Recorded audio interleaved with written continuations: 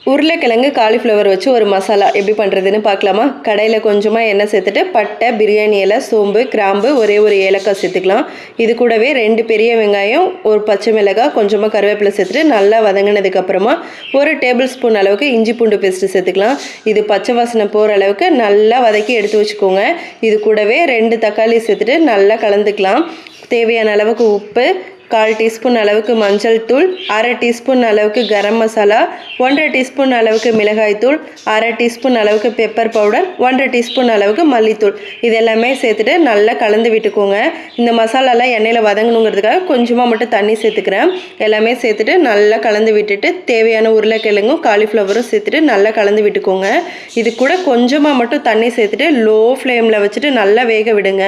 இது நல்லா வெந்து வந்ததுக்கப்புறமா கை நிறைய கொத்தமல்லி இலையை தூவி நல்லா கிளறி விட்டு ஆஃப் பண்ணால் சூப்பராக இருக்கும். இது சப்பாத்தி கூட வச்சு சாப்பிடுங்க.